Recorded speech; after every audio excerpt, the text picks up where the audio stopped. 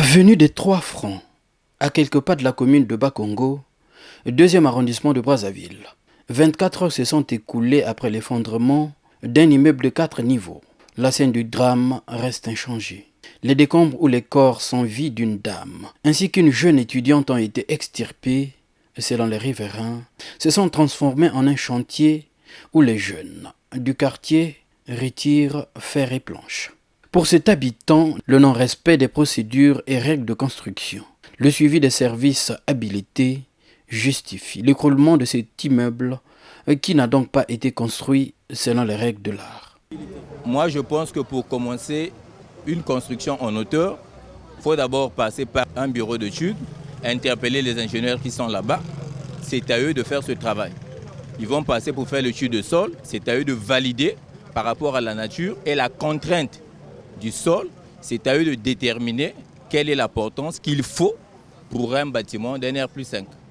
Tu ne peux pas valider un projet après rester à la maison. De temps à autre, les ouvriers sont sur le terrain.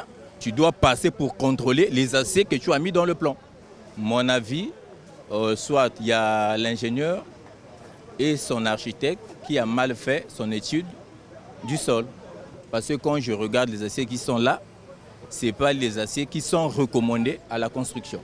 Et puis il faut regarder le côté ciment. Dans la construction, on utilise le 42.5 au lieu de 32.5. Donc on ne sait pas, ils ont utilisé quelle marque. La priorité pour cet autre riverain de l'avenue des Trois Francs est le déblaiement des décombres, cela dans la perspective de retrouver des potentielles victimes sous les amas de béton. On suppose que la partie qui était presque finie, il y a eu des gens à l'intérieur. Et quand c'est tombé, moi je pense que quand l'autorité était ici, c'était pour tout enlever et savoir si exactement il y a eu de morts, il n'y a pas eu de morts. L'appel, c'est il faudrait que les autorités s'en prennent pour enlever, qu'on sache exactement qu'est-ce qui s'est passé. Et sous là-bas, s'il se trouve encore des gens qui sont là-bas, parce que jusque-là, vous voyez vous-même. Le croulement de ces bâtiments repose la problématique de la construction en milieu urbain, concernant les démarches, les étapes à suivre, le respect des procédures et règles de construction, mais aussi et surtout la validation des plans architecturaux des maisons ou édifices et le suivi pour la conformité de l'ouvrage.